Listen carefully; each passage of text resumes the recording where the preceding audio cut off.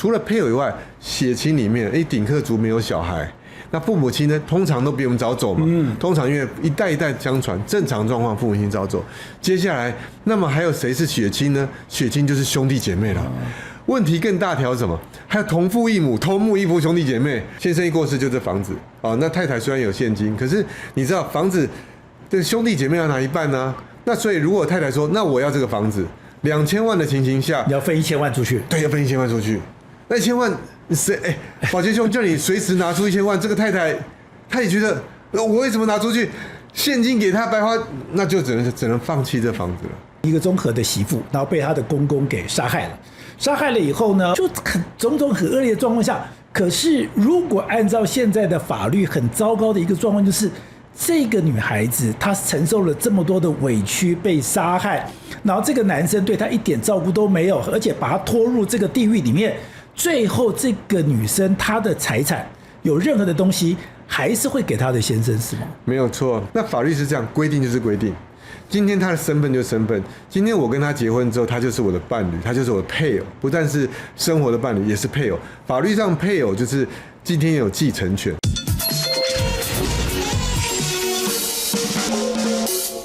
在前一段時間發生了很多起，就是夫妻一起打拼，就在中間不幸的另一半過世。那大家本來想說，如果2個夫妻白手起家，2個夫妻共同打拼，如果你今天有房地產，你有任何的資產，另外一半過世的时候，應該2個人共同享有。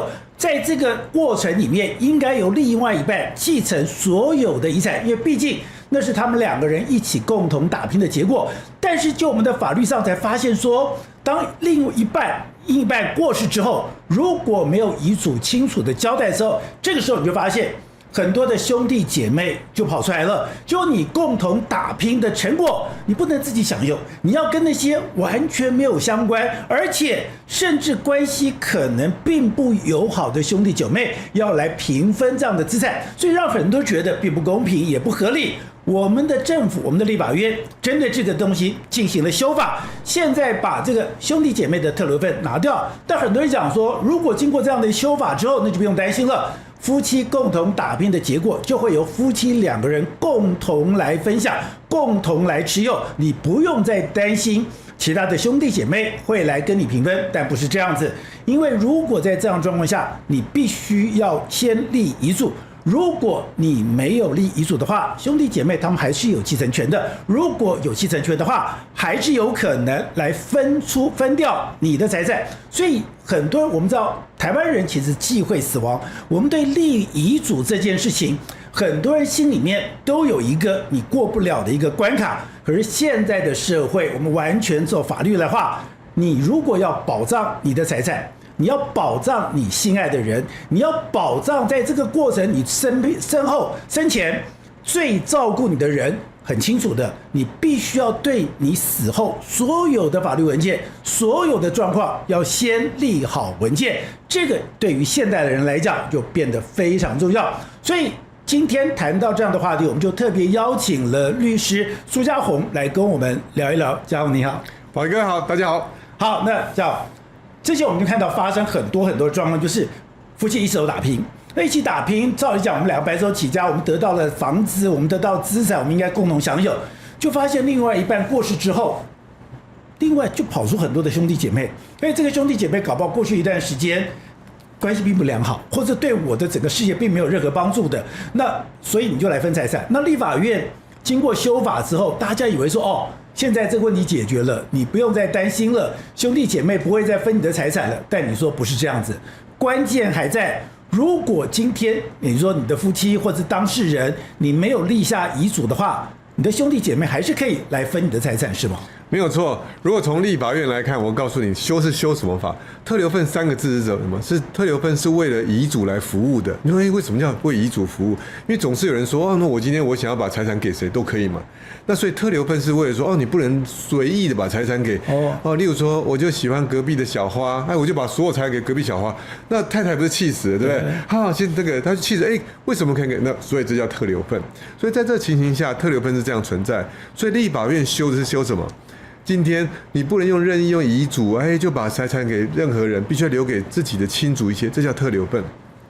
那既然修這樣，他有沒有修兄弟姐妹的順位啊？其實今天沒有修那個順位，也就是說，今天法定的繼承人仍然是那幾個。對，法定繼承人我們要知道，有幾個呢？我們剛剛寶傑兄講的叫做頂客族的問題，頂客族的傷心處，也是頂客族常常的誤區，他盲區啊。如果說，我跟我的太太或我的先生結婚之後，我的財產就他了，我不在的財產都當然是他的，對，我覺得理所當然。可問題法律不是這樣規定的，因為你知道嗎？雖然感覺上是他，可是當法律跟感情不一樣，法律說那這樣，如果頂客族不在情形下，我們就要看這個先生有什麼哪一個人是他的繼承人。首先配偶當然是有啊，我結婚我有配偶，他一定可以分得到。除了配偶以外，血親裡面，頂客族沒有小孩，那父母親呢，通常都比我們早走嘛。通常因為一代一代相傳，正常狀況父母親早走。接下來，那麼還有誰是血親呢？血親就是兄弟姐妹了。問題更大條什麼？還有同父異母、同母異父兄弟姐妹，很多人是這樣。我好像沒有兄弟姐妹，結果怎麼突然發現？像之前我記得有一個案例是有一對姐弟當時他就覺得說他爸爸過世的時候，他想說他爸爸留下一棟房子跟幾百萬的存款。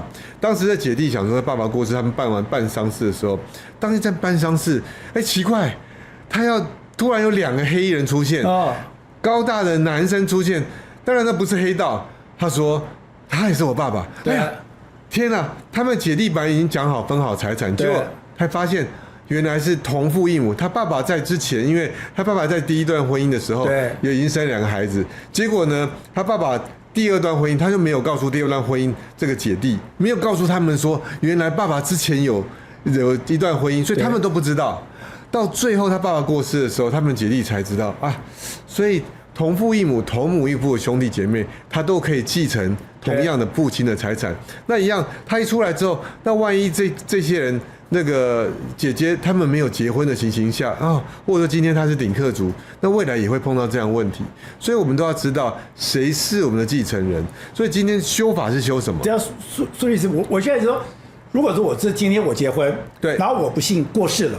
那我過世之後，不但是我的兄弟姐妹可以跟我的太太來平分我的財產，如果我的父親有同父異母的兄弟姐妹，他們也可以來申請繼承權來分這個財產嗎？對，因為同父異母的兄弟姐妹也是你兄弟姐妹。如果頂客族，所以他的順位是一樣的，也是屬於3等親。對，因為兄弟姐妹包含同父同母、同父異母、同母異父。通通都是对，所以但有人說，有的爸爸沒有登記，有沒有？最後認也是一樣哦，最後打確認繼承權官司也是一樣，只要有血緣關係，只要血緣這叫半血緣。所以今天頂客族的朋友們特別要注意這個問題，而且我們相反來說，今天修法對我們很好啊。以前還想說，哎呀，碰到這個問題，我們以前碰到很多這種問題來求助我說，那這樣怎麼辦？那我們就會跟他分析說，這個同父異母或同母異父，或者你的兄弟姐妹有沒有對你不好？如果對你有重大虐待或侮辱的情形下，我們剝奪他的繼承權。法律有另外一條，就是如果今天這個同父異母，就是兄弟手足啊，對你有什麼？對你有重大虐待，像什麼揍你啊、打你，甚至有更可惡的，有一些性侵害的。那這種東西你還要，他是你的兄弟姐妹，可是這種很可惡的狀況下，我們可以剝奪他繼承權。對。可是你如果沒有做這道法律手續，他們還是有。在當時沒有修法的時候，那現在一修法，可是修法要施行過後哦，總統公布6個月後正式施行之後，才是有效的。對。所以當真正的這個法律刪除掉兄弟姐妹特留分，你不用講理由。你不用講什麼理由，不用講說他有什麼不好，我就說，他不能繼承我財產，我全部財產給我另外一半，這樣他就有效了。所以我們也是期待修法公布施行，已經修法完，可是還有個公布施行，施行正式施行之後，我們就可以很自由的，就叫財富自由啊。對，財富自由不是你有錢啊，就你不能太你曾有錢，可是錢被分掉，而且是被你那個。你不想要給的人，沒錯。我認為最惡是這樣，因為你不想給他，你偏偏你很辛苦都賺給他。不是你說關係好也就算了，对，有的關係並不好，沒錯。甚至在我的整個成家立業的過程裡面，你沒有出半分力，你也沒有做任何的事情，那你就要白白的分享這些東西，所以很多人都覺得我不甘願啊，很不甘願，而且大家會覺得說，這聽起來是很抽象，但是我們辦起來是很骨感的。什麼意思呢？像如果說今天頂客族有一個太太。還有先生，他們2個就是結婚了10幾年，他們都已經大概60、70歲了，對，他們覺得其實沒什麼問題，也沒就突然先生啊一個感冒住院，就3天就不在了，那很太太很驚訝，先生壯跟牛，太太覺得應該是我會先走，結果先生突然就走了，對，走之後問題開始產生了，太太住在家裡，對不對？他也講說，應該住在家裡沒問題，結果他的先生的兄弟姐妹出來，你不能住在這裡面。為什麼？我是他太太，合法配偶。大家會講我是合法配偶，當然是可以住在裡面啊。可是他的兄弟姐妹不好意思啊，我們有權分到啊，因為這個先生沒寫遺囑，沒有寫遺囑情形下，就叫做法定應繼分來比主張啊。法定應繼分是太太一半啊，那個兄弟姐妹一半。那所以，那你的房子我也要一半啊。對，你憑什麼可以住在裡面？哇，就是開始打官司。而且更可怕講說，不只是同父同母，同父不異母也是，異母也都可以來要求。對，所以這個情形下，所以造成很多的困擾。對，那當然就要打官司啦，還要主張夫妻財產啦、遺產分配，所以會需要比較複雜的程序。真的有人因為這樣子被趕出去嗎？有，真的有人因為這樣子不能住在那裡面嗎？應該是有人被趕出去，甚至說沒辦法，只能放棄原來的家庭。因為如果今天你知道嗎？每個人都有權利嘛。我們舉的這個房子啊，假設不要說多了，2000萬就好了。對，2000萬。那今天假設太太也不是說太太跟先生就這個房子是一起打拼沒有錯，可太太也有賺一些錢。對，夫妻財產差不多的情形下，先生一過世就這房子啊。那太太雖然有現金，可是你知道房子這兄弟姐妹要拿一半呢、啊。那所以如果太太說，那我要這個房子2000萬的情形下，你要分1000萬出去。對，要分1000萬出去。那1000萬。寶傑兄叫你隨時拿出1000萬，這個太太，她也覺得我為什麼拿出去，現金給她白花，那就只能放棄這房子了，就只能放棄，就是那算了，不然這樣我們就這個房子拍賣賣了，賣之後拿了錢離開這傷心地嘛，會有這個狀況，是真的有這種狀況出現，有這個狀況。那我之前處理一個狀況就是這樣，他就是還有貸款，那不得已。就是你一方面要繳房貸，對，一方面你想住在裡面，他們說不行，你就要搬出去，不然我也想要進來住。因為法律上你不能，他們可以進來住。這個法律上有個觀念大家都不知道，你知道嗎？當人過世之後，這個先生過世之後，所有的遺產變成跟太太跟其他兄弟姐妹是叫共同共有，是共有狀態。共有狀態是你跟我要講清楚哦，這個房子怎麼用哦，沒講清楚怎麼樣？你不能用，你可以用的話，我也可以用，你不能排除我去用。也就是說，今天太太不能鎖門了，不能鎖門，你鎖門就是你要霸占在用啊，你沒有跟我講好，對不對？對，就跟我們。先不要講太，我們通常我們這公家一個房子嘛，哈，我們共同，我們假設我跟寶傑兄一起買房子，我們2個買房子之後，你要這樣用，我要那樣用啊，那不然我們沒講清楚，我們都可以用嘛，這叫共有。是，沒有講清楚，你我都不能單獨排除人家占用。對，所以這狀況，那太太很傷腦筋，最後怎麼辦？又有貸款，又不像。我們前一個案例是全部繳清嘛？對，大家都以為全部繳清，更多問題是還有房貸啊。對，我繳房貸，你不讓我住，我很痛苦，你看怎麼辦？對，所以我就跟那太太說，算了，跟銀行講，拜託你不要扣我財產，你直接把房子拍賣掉。幸好我告訴你，這個又幸好一件事情，房子是在金華區黃金地段。一下拍賣掉了。如果今天更慘的是你住在那種很浪漫的地方呢？對，浪漫地方賣不出去，那一方面繳房貸被人家要，還要跟人家被他說你獨自占用要租金，很多法律的糾紛。那時候纏商哇，對，就不是一個愛字的了的，就其實那時候。能夠買房子，失去另外一半就夠難過了。我還要碰到這麼阿雜的事情。對呀、啊，所以我覺得愛少一部分就完全。對，你寫一份遺囑就完全。你看修法完就讓你寫一份遺囑完全。是。頂客族以前傷腦筋的事情，有時候聽到很無能為力。在我的臉書啊，跟我的這個 YT 上，很多人說是怎麼辦？現在你修正之後就沒問題，趕快寫一份遺囑，就變成說我今天很愛我的另外一半，我寫一份遺囑啊，我兄弟姐妹跟我真的沒往來。如果跟着我往來，當然可以啊。對，沒往來，那我就針對特定物、特定的，我這房子就可以給我的另外一半。如果我不在的時候，他還在，就給另外一半啊。其他錢你看怎麼分嘛？可以捐公業，給另外一半都可以。你寫完之後，但是以後修法公布施行之後，正式的特留份兄弟姐妹特留份走入歷史，那你這份遺囑就會是保障你太太最好，保障你先生或太太的最好的一個工具。我覺得最棒啊，所以就愛不留遺憾了。但本來很多人認為說，經過之前那樣的紛紛擾擾，整個社會覺得受不了了，那這種事情真的太多了，而且真的太莫名其妙。我們立法院就進行修法就把兄弟姐妹的特留份拿掉，特留份拿掉就想說那我中間頂客族有一個人不幸的往生，另外一個人可以繼承。可是您特別強調說不是這樣，不是這樣，重點有2個字，要遺囑。要遺囑。如果你沒有遺囑的話，你沒有遺囑這個白紙黑字寫的話，其他的兄弟姐妹還是可以來申請，等於說要求他的這個所謂的這個繼承。對，因為他的身份沒變，因為血親的身份就是他的血亲身份没變。因為你今天這樣，就好像我們常講啊，你不理財，財不理你，對不對？哎，對啊，你一樣啊，你對人我不在之後，你也不去理他，法律就只能照法律。我們常常講哈，我們人活着是應該是憑着感情，我們才有溫度嘛。可是你對這個事情你不了解說，如果我不在之後，那個法律是怎麼規定？原來法律是平分。那你想要改變這樣子法律的原則，因為法律不是為你家制定的，你可以為你自己制定，就是要遺囑。你可以法律給你一個工具，調整你背後的法律原則。我調整之後你就 OK 啦。而且調整之後，我特別要這個跟大家講，有一個很重要的法律觀念，你調整遺囑這2個字，我們再深一點，那你寫什麼內容很重要。如果今天你只寫一個說，我好，那很簡單，我聽完這個很簡單啦。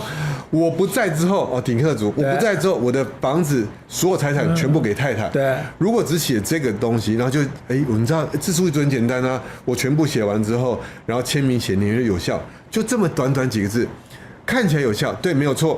可是有一個狀況會讓這份遺囑導致有些狀況產生，什麼狀況呢？今天我們這個寫遺囑是太太還在，如果今天你是不喜歡你兄弟，什麼錢都不能給他，就算不給太太也不要給他。可是法律上是這樣規定哦。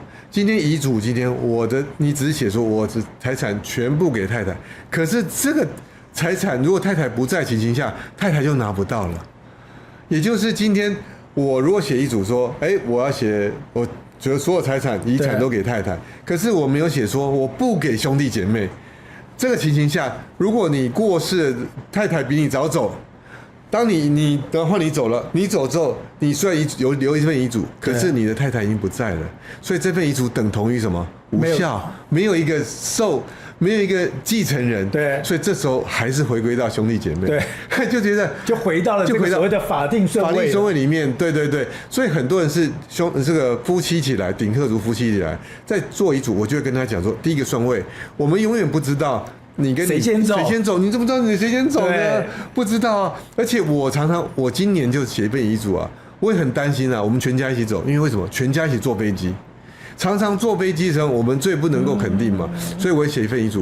如果我們全家都不在的情形下，那財產要給誰？對，好，當時我就有我一部分給我兄弟姐妹，一部分就給我的公司裡面的同仁。對，因為跟我打拼很辛苦，對，所以我用遺囑去調整這狀況，就是避免說，萬一我跟太太同時走了，對，他不能拿到遺產，那接下來財產怎麼分？也就是今天這件事情重要，就是我打拼了這麼多，對，打拼那麼久了，我留下了一些資產。可是這資產我在身後，我總是要決定，或者我有能力去決定說這個錢會流到哪個地方，不要搞到有一天是這個錢流到我最不想去的一個地方，那就非常糟糕了。然後所以，就算立法院今天已經修法了，把兄弟姐妹的特留份拿掉，我只要寫了遺囑，剛剛講你還要寫遺囑哦。如果你不寫遺囑的話，兄弟姐妹還是可以來要求的這個所謂的財產的這個繼承哦。對，好，所以我一定要寫遺囑。可是好，第二個問題來了，你說遺囑也要很小心，對，很小心。其實遺囑有一些格式，对，比方說我聽到一件說，你一定要親筆寫，你要有公證人。那我要怎麼去寫遺囑？剛才講頂客族是最好2個人同時寫嗎？然後呢，寫的時候有哪些的要件才可以讓這個遺囑有效嘞？對，遺囑的要件跟內容，它是2個同樣重要的問題。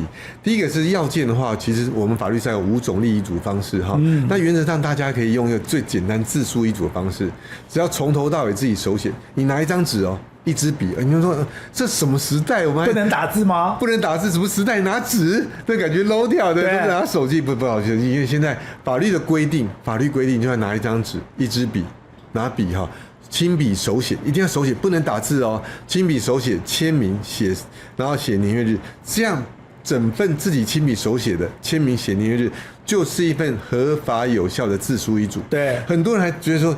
那現在不是有打字嗎？對啊，很不好意思，在自書遺囑這種遺囑的格式下是不能打字的，所以你必須得要從頭到尾自己手寫。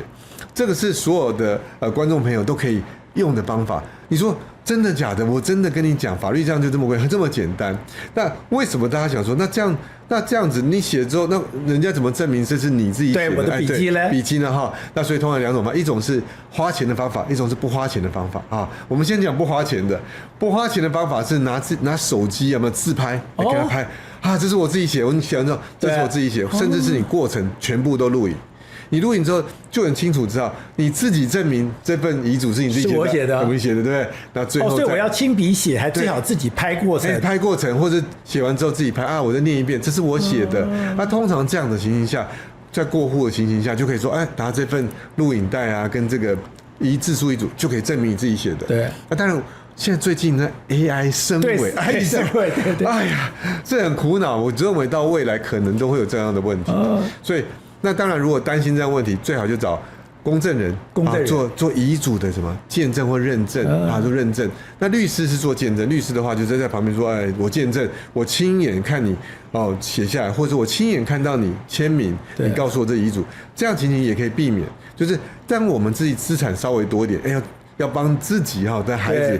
或者自己的另外一半或自己的繼承人，幫他找好一個確保這個認證的手續，我覺得這很重要。所以我不能說，像我應該現在習慣就是我把字都打好，我最後簽個名，年月日寫上去。你說這個不行？不行，這千萬不行。好，那如果照你這樣講的話，當然拍照，另外就是找公證人，對，找律師，對。那我很冒昧問一下，如果這個見證人跟律師比我還早走？那我是不是要再做一次啊？不用，哎，只要說那是這個公證人或者律師啊，確定是他們做的，就是最後會問，就假設說真的有質疑的話，那公家當然就問說這是不是你們做的？哎，是我們做的，他就會過。一般來講，他是不太會質疑，說有這樣的文書，因為如果說今天被偽造的話，這是行使偽造文書的罪啊，所以這更嚴重的。所以一般來講，這樣過戶你犯不着再做偽造文書的這個動作，所以在這情形下是相對有保障的。好，那所以我們今天這個東西就可以釐清得很清楚。如果今天修法之後，你就算想要保障你的另一半，特別是頂客族，你可能如果你沒有任何的遺囑的話，就算修法過了，你的兄弟姐妹，特別是搞不好你的同父異母、同母異父，不知道從哪裡跑來的人都還跟你分財產，那你就很就是我一輩子打拼的兩個人，我不但是說我這個一輩子辛辛苦苦的東西要跟人家分享，而且我的這個最悲傷的時候，我還要去處理這種法律問題，我覺得那個心裡邊一定會死了。所以這個東西剛剛講的遺囑就變得非常的重要。如果你喜歡今天的內容，歡迎你抖內相挺，用一杯咖啡、一杯好茶的心意，支持團隊製作更好的精彩內容。而你的超級留言，我都會認真看的。那另外一個最近一個新聞就是有一個102歲，他以前擔任代書，他在台北市，他大概有8億多的一個財產，8億多的一個財產，然後呢，他那個看護在1999年就開始看護他，就在子女都不知道的狀況下，他居然這個看護跟這個102歲的這個老先生已經結婚了，然後結婚了以後呢，這個子女就非常的生氣，跑到醫院去搶人。我們講很多人還記得那個畫面，把人搶走了，然後甚至有對那個看護有一個非常強硬的一個動作，甚至去告這個看護。告看護之後呢，最近確定了這個看護不起訴。那為什麼不起訴呢？因為他們去問了那個法律，去問了那個他們去辦了結婚登記嘛，去結婚登記戶政事務所的人問了以後，就說當時的狀況怎麼樣？戶政事務所的人講說，那個老先生來的時候有自報姓名，我有報姓名，就說我確定我是意識清楚的。那如果是這樣的話，等於這個老先生8億的財產，這個子女在不知道的狀況下，他的爸爸跟人家結婚了，然後這個結婚了以後呢，那這些錢8億，這個子女就不能完全分配了。那等於說，這個從1999年就跟他一起的看護，然後跟他結婚的看護，就可以分到這個財產的一大部分嗎？沒錯，其實他分2個部分哈。如果今天這個老先生呢，他當時他的意識狀況清楚，所以到底他結婚是不是？結婚到底是不是真的，還是假的？對不对？出於自由意志，對不對？自由意志還被脅迫，对不对？就會被有那種質疑。因為如果我是家屬，我會可能對，怎麼會這樣子？突然錢都不見了，就像那個台中5億高中生那樣子。對啊，怎麼會這樣？到底會不會？那你知道，其實針對這個老年人在辦這種結婚登記的時候，其實戶政有一些服務啦，就是你可以到戶政事務所，或戶政會到住宅或到病院去確認他意思，所以原則上他都會問一下，哎，你是不是真的要跟他有結婚的意思？所以戶政其實是會問的，但是其實我們也很難說到底他到底什麼狀況啊。但是法院最後判定說，那如果說今天確實因為戶政有聽到他自己講自己名，如果今天很多狀況是實質到完全都不能了解啊，在問你是誰啊，我人家問我的話，我講不出啊，我就講啊，我是什麼。什麼我講不出來，那表示什麼？我腦袋沒有辦法，所以你更不要講，你自己都不知道是誰，你怎麼結婚嘛？你怎麼結婚？那通常是你講完自己姓名之後，他問你一些事情，然後確定跟他這個另外一半結婚，怎麼樣？他約定 OK， 戶政才辦戶政登記。所以這情形下，讓我們就一個知道說，其實這不是少見的。其實很多結婚，最近這種事情很多。對，就是這種事情很多，就是到底這是真結假結婚，因為感情事情看不到摸不着，對，就像剛剛寶傑兄講的，5億高中生那個看不到，而且現在範圍又更廣了，對不對？就男女或男女，因為以前還是男女嘛，但這排列組合還更多了。到底怎麼樣確認這個結婚爭議，其實會變成法院一個重點。也就是說，今天要看前因後果。所以今天如果是短暫時間，就很多短暫時間結婚的，是不是倉促性，或今天有沒有預期，雙方有沒有預期啊？這個要真的長久在一起。不管年紀哦，不管年齡，會看這個綜合來判斷是不是爭議。那最後法院判了，那就是 OK。那我們回到財產的部分，財產部分其實有2個部分。我先補充問一下，如果今天法院已經判這個看護不起訴了，就是說，而且判這個婚姻無效，如果這樣的話，等他的子女在這樣的狀況下，你要打婚姻無效的機會就變得非常渺茫嗎？非常渺茫，因為其實刑事官司是非常嚴格的主義。很嚴格，那當然民事不是不嚴格，是刑事說你如果真的有一點點想偽造，一定是被詐欺的情況下，他就會認定嘛，對不對？所以刑事這樣，當然民事上也比較難，比較難。但是我們純就法律上在分別認定啊，分別認定就是民事歸民事認定，刑事但是真的比較難。對，也就是說今天在這個刑事官司的項如果確定的話，表示什麼？表示這個婚姻的狀況，夫妻的身份大概很難改變。確定，對。那如果夫妻的身份確定的時候，接下來對財產的變化就會有很大影響。對。那我剛剛特別講到說，財產有2種變化，一種叫生前處分，一個叫什麼？死後處分。那死後處分就是，那這樣我死後如果說我們才一直在討論遺囑啊，因為我死後要怎麼寫遺囑嘛啊？那你不寫遺囑狀況，我們先講不要寫遺囑。這個100多歲的父親，搞不好活到120、130、150哈，總是有一天不在嘛哈。如果今天不在那天，配偶身份還在，那個配偶跟所有的子女會共同繼承他的遺產。對，所以就是說，這配偶身份如果沒有變的話，那抱歉啊，他就有法律，他叫法定繼承人。對，他就可以平分這個財產。就是8億的財產是有他一份的，所以他有他一份。那這是我們遺產繼承。可是另外這個案例裡面似乎他在生前也有贈與。對，有贈與，對，有贈與，對。所以今天生前贈與好像還也是不少，很討幾億。對，如果生前贈與給這個配偶情形下，那你第一個證明說，如果今天證明你在結婚當時沒有疑問，對，表示什麼？後續你今天辦贈與，精神狀況可能正常機會會比較大。對，對，如果說今天你在結婚的時候都搞不清楚自己狀況，然後你後面贈與，就更有機會搞不清楚你的狀況。對，那今天如果都是這樣合法的狀況下，那後面的財產拿到的機會會比較大，當然還要個案判斷啊。對，所以前面他生前已經贈與的部分，對，家屬可能也會想拿不回來了。對，對，還沒有判斷，我們又不是法律說也不能很篤定啊，只是說從這樣的狀況下，脈絡上看起來好像，法院似乎沒有認定他已經完全不能表達自己意見，所以這點在生前的那個處分也可能會有一些沒辦法拿回來的可能性。所以你的小孩就算再不甘願，那而且你如果就覺得說我的爸爸結婚我都不知道，对，這在法律上一點意義都沒有。一點，而且還有一個狀況今天小孩子也不太能夠說，我要反對，我反對我爸爸財產給誰，也不能反对，為什麼？那財產是他爸爸的，而且要出自爸爸意願說我要告，因為爸爸沒有要告就沒有。所以常常我們在處理這些家庭的事情裡面，如果今天我們最終其實沒有特別的撇步，就是真的要常常要關心父母親，甚至要長期陪伴，而且要不願，就是說，可能我們委託人家辦理啊，委託人家照顧，你自己也要去去看、去關心，因為你才能知道說，哦，你的父親、你的母親，或甚至你的人，他是不是已經有一些狀況？對。如果今天你發現說他有一些狀況，例如說沒事就已經叫不出你名字，或喊別人喊錯，或一直在重複哈。當然，年紀大人常常會一直講以前的事啊，我以前讀書的時候很好，我以前怎樣怎樣怎樣，對現在的事情都記不得，或有些人判斷能力變弱。你要特別幫他做一些處理，就是例如說輔助宣告啊，或真的嚴重弄不清楚的監護宣告，這時候讓他不能處理自己的財產，對，讓他不能處理自己財產有什麼好處？是他就不能夠把這個財產移轉給別人，這時候就保護他財產，因為很多重大失智，因為都失智的人，對，現在失智人口很多，你說現在這個問題越來越嚴重，越嚴重啊！好，那我現在如果說我今天發現說，我的爸爸媽媽現在在只講話判斷上面有問題，那我現在去辦一個輔助宣告，等於說我變成我爸爸的輔助人，那我可以禁止或阻止他結婚嗎？哦，這個就很難，對，因為這個情形下又要個案判斷了，因為這個感情的事情跟那個輔助不一樣，輔助通常是財產的問題嗎？財產事情，對對對，你要做重大的司法的判定或者決定，或是財產決定。对对对，那個地方，這個財產決定，所以這個地方就很難說。對，因為我們感情不能限制了，感情不能限制。所以我就算是當我爸爸的輔助人，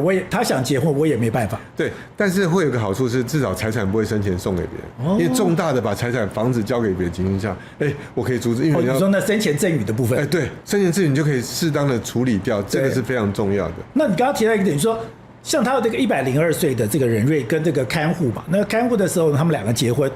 我一定要在結婚之前阻止。我在結婚一只要確定到了戶政事務所，只要簽下那個東西，我就已經來不及了嘛。對，是來不及的。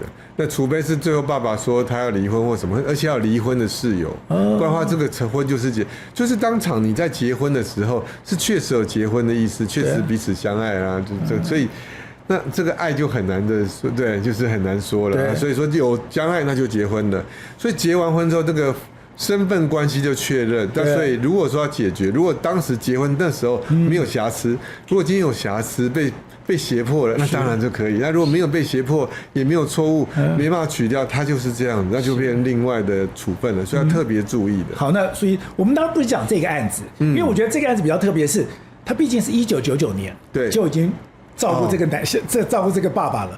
這怎麼照顧也20幾年了我們外人不能去評斷。可是你執行這個業務，或者你在這個過程裡面發現，最近這種針對失智的老人或者特別的老人家，然後再進入他的生活，甚至有一些婚姻的關係，這個比例越來越高。因為以前我們曾經講過，開玩笑說有一種叫收屍隊，有收屍隊感覺上是針對老榮民的，那個單身老榮民的。你說現在已經不是只有針對單身老榮民，對的，針對一般人年紀大，甚至有一點失智狀況。這樣的狀況越來越多了，真的越來越多。因為以前的那種粉紅收屍隊，他就是利用說，他今天既然他都沒有任何繼承人，那與其給國家不如給他就幫國家收起來，所以他就會去跟那個老榮民或什麼沒有，就跟他講，我們結婚吧，不照顧他，那只有他不在，所有財產都拿去。那現在慢慢也就是說，很多人，我們今天家庭大家都很辛苦，就拼經濟啦。很多老人都獨居，那獨居的情況下，要麼就是你聘請人去照顧他，或者是說他今天就會到公園，有沒有認識一些好朋友？那好朋友之後，他當然走着走着接近嘛，就噓寒問暖。我的兒子根本就沒有來問都不來理我，我女兒也不來照顧我。那跟我最貼心就是公園認識那個，或是照顧我這個。其實真的不難想象，你看平常24小時，他為了他來照顧你。那你知道我兒子女兒去看爸媽，會覺得這個還是爸媽，你會多一種那種感情，然後不是工作。可是你知道有一群人我這樣講太武斷了，只是我碰到一些案例，我在法院碰到一些案例，他們真正是接觸完之後呢，那都是什麼情形下，甚至是家屬都不知道他的父親結婚了，就是他父親一過世之後，什麼有一個媽媽出來了，怎麼會是這個人？怎麼會是看護？怎麼會是怎麼會是他爸爸就沒有要結婚啊？或者以前媽媽他都覺得說是這樣，結果他就結婚了。那這樣出來又開始討論這事情，然後再來發現這個問題是說，不但結婚，他之前的財產有大部分都移轉了。因為夫妻間贈與免稅，對，免稅嘛，夫妻間贈與，所以一結婚之後難免就這個照顧我，枕邊風，枕邊風，所以不管是房子、現金，很多都移轉到太太名下。對，那大家我們兩個狀況，一個是說今天生前的時候就移轉了。那所以留下來的財產就也許留下來500，假設留下來500萬，那500萬他說哇，那這樣爸爸以前住的房子不見了，對不對？都已經轉移出去了，轉出去，有些錢也不見了，那當然還有些定存的500萬，那500萬就是跟這個配偶跟其他他這個爸爸的孩子就要一起繼承。對，那一部分他就開始打官司啦，說這個是結婚不合法啊，什麼什麼，那結婚才合法。對，那甚至說有些東西他們還走在這個線。那我碰到一個個案，他正好走在那個危險的線上，也就是這個先生過世之後，他還去領了300萬出來。那你知道嗎？我們分3個東西，一個是婚前他在活的時候，這老先生把房屋過戶，他也沒辦法嘛，那就一點辦法都沒有，一點辦法也沒有。那因為是結婚之後嘛，那就給了。那這個過世後拿了300萬，過世後他自己去偷領了300萬，這個違法的。因為呢，什麼？這是偽造文書，人過世之後不可以這樣子啊，拿300萬啊。那這300萬。他會說什麼？他們就還主張說這個是講很多理由啊，幫他做喪葬費啊什麼，那也拿不出單據來。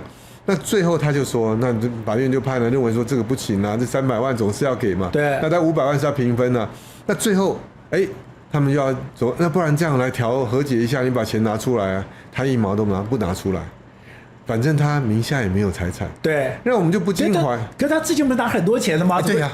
那我不禁懷疑，房子到哪去了？對，前面拿的錢到哪裡去了？對，300萬當然你知道了，可是也不見了。對，都不見了。那我們在旁邊觀看的人就覺得，這個怎麼會這樣？對不對？怎麼會這樣？有一個系統，因為我們有時候難免就看起來背後事物是不是好像有教戰守則？對，好像有一些他們也問了一些，不管是不是有系統，或有問了一些人，所以。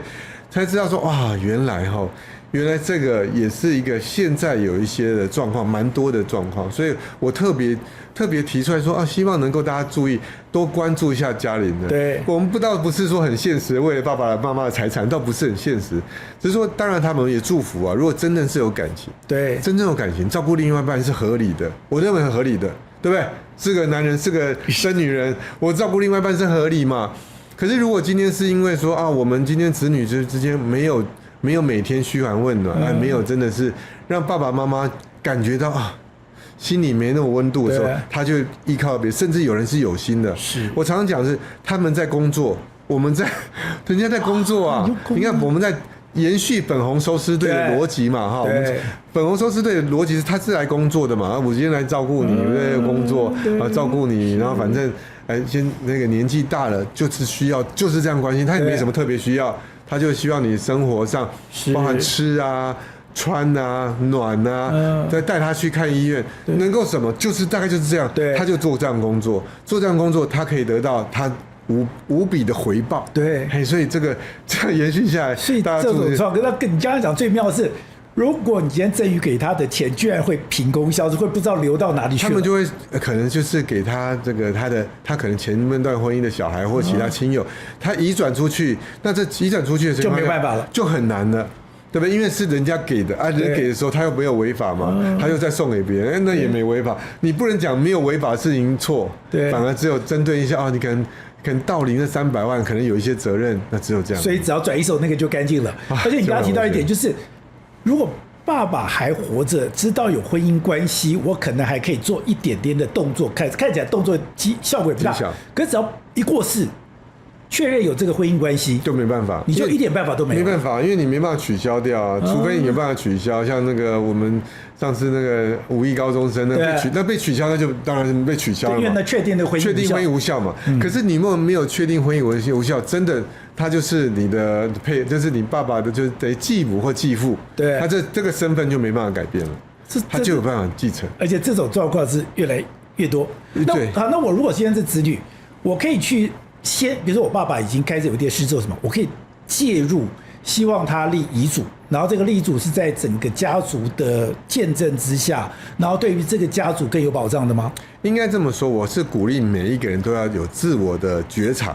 如果我們是這個爸爸或是媽媽，其實我就覺得應該是，因為說子女去推動，爸爸媽媽會很不開心。對啊，當然，真的非常不開心。你在詛咒我什麼嗎？真的會覺得你詛咒我，還有罵你呢，這你不好，然後再偷偷看說我要怎麼寫遺囑，因為其實會這樣，因為每個人不一樣，就是身份不一樣就會不一樣。但是我們還是鼓勵啊，第一個是要自覺，反正我要自覺，我做為父為母的要自觉。當然，如果小孩子的話，也要有個巧妙方法，能鼓勵父母親寫下來這樣的遺囑。因為這樣的遺囑寫下來之後，其實會某種程度上是一種公平性。對，也就是今天公平性不是指財產公平哦，是每個人都有分到愛的公平，因為每個人都希望被重視。如果今天他會覺得啊，那我沒有受到重視。其實錢有時候錢真的多一個零少一個零，當然對很重要了哈。可是如果有沒有分到一點，感覺上有照顧他，感覺有分到愛。所以如果今天可以跟爸爸媽媽說，哎，今天你就講，那是不是能夠全家一起來寫這事情？就要看每個家不一樣。有的人是家裡這個錢是不公開的，但是也是希望父母親可以鼓勵父母親來看我們的節目，來知道說寫遺囑的重要性，留下來讓家人都平安。而且你還特別提到一點，就是說這個遺囑還有一個重點是，我可以針對對我特別照顧的人，我可以給他多一點點，我覺得這比較公平。沒錯，因為我們覺得說，其實我們都知道，我有很多的同學或者朋友。家庭在照顧的時候，其實家裡可能有3個小孩、4個小孩，不是每個人都一樣。或許只有一個人承擔所有最重要的責任，可是那個承擔最後所有責任，搞不好什麼都拿不到。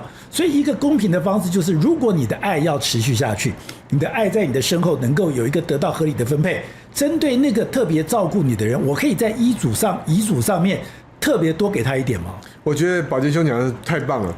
這一點就是要穿透父母的心，什麼意思呢？就是如果今天是單身父親或單身母親，就是他已經前段婚姻或者他已經離婚，不管是離婚或者是另外一半過世了，那這情況下，我們避免到一些問題的情況下，告訴他說，你的財產千萬不要給別人，你財產不要給別人，是給最後照顧你比較多的人，包含小孩子，包含你的另外一半或者誰都是一樣，就是原則先保護你自己。我認為保護自己大家比較能聽得懂，我保護你自己嘛。今天這樣，請你寫遺囑，並不是錢要給我，你不用給我，等到你不在了。再怎麼分配嘛，所以這個是寶傑兄這樣子對好，那不要把你的錢先放你名下。我們寫遺囑，千萬很多人以為說，我寫遺囑是不是你詛咒我死？趕快拿起來，不是哦，不是現在就要把錢給我，不是哦，我就是不要現在拿你的錢，我就是要等到說，希望你的財產能夠妥善公平，每個人都很平安，每個人都知道你照顧人。而且我覺得這個對於當事人也是一個比較好的保障。對，保障好啊。因為清楚是誰對我好。對，我的錢就給誰，沒錯。那你就等於說他會有個誘因，對，你至少要對我好一點，好一點。我覺得這個也是，如果是我也會這麼想。是啊，如果我今天有一筆錢，那我當然也會想說，我就擺明着我的遺囑誰照顧我比較好。對，我講白了，如果今天就算是粉紅收屍隊，或許我都甘願吶。對啊，所以而且這樣情形下，我寫的時候，你不要現在給水粉紅收屍隊，你不要給，那這樣的話你給他你就沒有保障啊。沒錯。而且對自己，跟你講，有錢哈。有錢就是爸，有錢就是誘因，然後有錢，那你因為我常常講，要住在自己家裡面，房子給另外一半，房子給那變別人，所以你維持現在現狀，這樣最好。而且遺囑可以常常修改，對，所以遺囑可以修改情況下，誰對你好，我再修一點點，那個隨時修改，但不要隨時移轉，我覺得這非常重要。好，另外一個也是最近的新聞。一個中和的，當然不幸，一個中和的媳婦，然後被她的公公給殺害了。殺害了以後呢，我知道說這個婦人他們在家裡面不甘願什麼？因為就是雖然他們也生活不是很好，也沒有多少錢，可是他有一些保險，也還是有一些保險啦、勞保啦這些東西，錢不多，可是我就是台語要我敢玩說給我的先生，因為他的先生照理講就是他對他沒有照顧。而且照理講，很多的家庭所有的開支都是這個女生負責，甚至她還跑到了台中，然後呢跟這個所謂的另外一個女生這樣的相處，而且甚至我還聽過一個，就是她還開車要去撞她，就種種很惡劣的狀況下，可是如果按照現在的法律，很糟糕的一個狀況就是，這個女孩子她承受了這麼多的委屈，被殺害，然後這個男生對她一點照顧都沒有，而且把她拖入這個地獄裡面，最後這個女生她的財產有任何的東西還是會給她的先生，是嗎？沒有錯，這就是法律的規定的一個，我們應該講法律規定一個僵固性，或者今天這個確定性，我們彼此都有人是有人性有彈性，碰到一些事情就有所感覺，對不對？那法律是這樣，規定就是規定。今天他的身份就是身份，今天我跟他結婚之後，他就是我的伴侶，他就是我的配偶，不但是生活的伴侶，也是配偶。法律上配偶就是今天有繼承權，所以不管你是什麼，不管你是很感情很好的配偶，感情普通的配偶，感情不好配偶，很壞的配偶，他就是配偶，就是配偶。所以我們在外面人看起来怎麼会這樣？對，他們家造成了這樣的事情，那他又不負責任，那為什麼他可以？他可以分了，我們很氣，對不对？對，我们旁邊看怎麼這樣？怎麼可以這樣？法律上其實不是法律，法律本來就已經規定在那邊。當你結婚那一刻，你就要知道，哎呀，我的法定繼承人就是有配偶。就變成說法定繼承有配偶跟其他人，那所以我們回到這個例子來，公公跟媳婦這個例子來，這個媳婦不在情形下，法律上繼承權我們就來慢慢看了。第一個是誰？法律繼承權第一個有沒有配偶？有合法配偶，他配偶就拿得到。那第二個就是說他的有小孩嗎？還4歲小孩，這4歲小孩就可以，這2個就是他的繼承他的遺產。那所以這2個人，除非你在生前就說哦，那我知道啊，他。因為如果配偶結婚的時候都馬是感情很好，對不對？結婚那一刻，結完婚之後，從新娘變老娘那一刻的時候，就大家每個人都不一樣嘛。那不一樣的情況下，如果後面發現他有狀況，其實要馬上把他改變他的身份。什麼意思呢？這個配偶對我有家暴，對我假設了哈，假設他對我有家暴，對我這個有小三，那我覺得他怎麼能氣我，讓我重大虐待我覺得很侮辱我可以剝奪他繼承權。如果我今天在遺囑上嗎？可在遺囑上，並且聲明說，因為要講清楚他多可惡哦，做哪些事？對，你不能說他真的，他其實沒有對你這麼不好，你寫這樣那也不行哦。所以真的有這樣的狀況，我就說我剝奪他繼承權，我所有遺產全部給小孩。那這個情形下就改變了，他就不能繼承財產。那這情形下就會改變那個狀態，改變生活狀態，因為你願意理財咯，理財就包含你法律上法律上這個人不該拿我財產。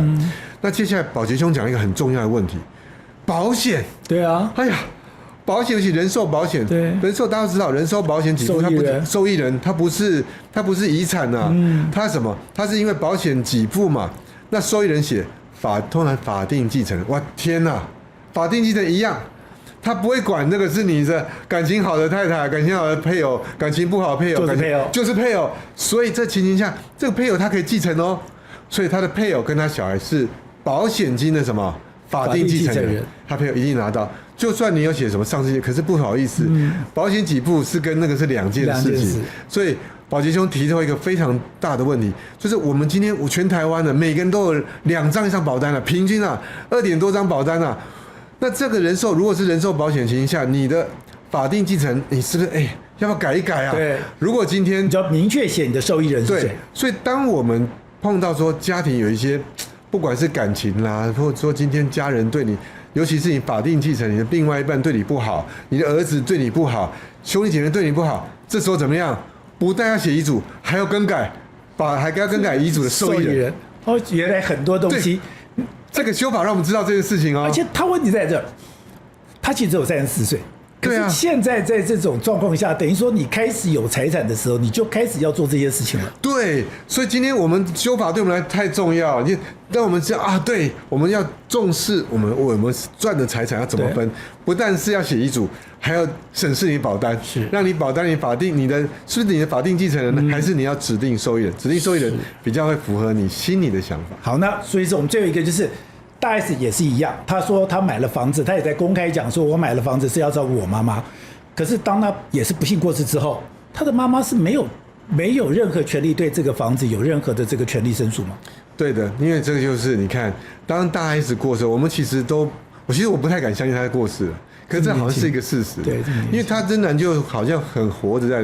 可是既然事實發生的時候，接下來就回到了法律面了。人不在之後，我們感情面雖然還存在，還是很愛他，可是現實面就是，法律上大 S 不在的時候，那我們看有沒有配偶？配偶是誰啊？具俊曄，對不對？他配偶具俊曄。那接下來他有2個孩子，他一對子女。這個子女呢，就是他的法定繼承。接下來就是他們3個人繼承他所有的遺產。那他們遺囑，聽說沒有，因為他只有在手機裡面有打字。聽說手機裡面有打字，那不行，那不行。那所以沒有法律上效力。接下來，那 S 媽住在那個房子，那代表什麼？那個房子代表那個是遺產了，遺產是由那3個人繼承，法定繼承。那 S 媽有沒有權居住在那邊？我要告訴各位，必須要那3個繼承同意啊！就這個大 S 不在的時候，同一個時間法律有個轉變了，就變成這3個繼承人他是共有這財產，除非這3個人同意他繼續居住，不然 S 媽沒有辦法居住在裡面。那所以當時 S 媽新聞出現說，哎呀。這個房貸聽說還沒繳完，對，那萬一今天不繳這房貸情況下，那怎麼辦？可能真的會法拍，或者是甚至說，我今天不讓你居住了，麻煩你搬出去，我就要賣給別人，甚至繼承完誰把它賣出去的，麻煩你搬出去，那也是得搬出去，因為什麼？你要居住在房子，必須有個權利，例如說今天生前就有寫好說，我有無償居住的權利，對，或今天寫一份遺囑。我這遺囑這個房子就是給 S 媽繼承，這個 S 媽繼承，甚至說這個繼承人或者如果沒給他繼承，信託給某某某，讓 S 媽繼承，那你得幫他居住使用，這樣 S 媽才住的有法律權利。接下來只能看感情了，繼承反正沒有白紙黑字的遺囑都沒有辦法都沒有一個確定的辦法，沒有一個肯定的答案。所以我們總希望有個肯定的答案，所以我們今天寫一份遺囑就是一份肯定的答案。10號。我知道我們台灣人或者很多華人，我們對死亡是很避諱，對的，很忌諱。雖然很多人想說，我好好的，我幹嘛寫遺囑？可是剛剛跟我們跟蘇律師聊的結果就是，其實這個就是保障你的財產，保障你的尊嚴，保障你這個身後所有的一切。所以，如果你越早去立遺囑，而且遺囑是可以隨時更改的，去建構一個對你自己的財產、你的身後事情的分配一個最合理的方式。非常謝謝蘇律師，謝謝寶傑兄，謝謝。各位寶傑朋友圈的朋友，大家好！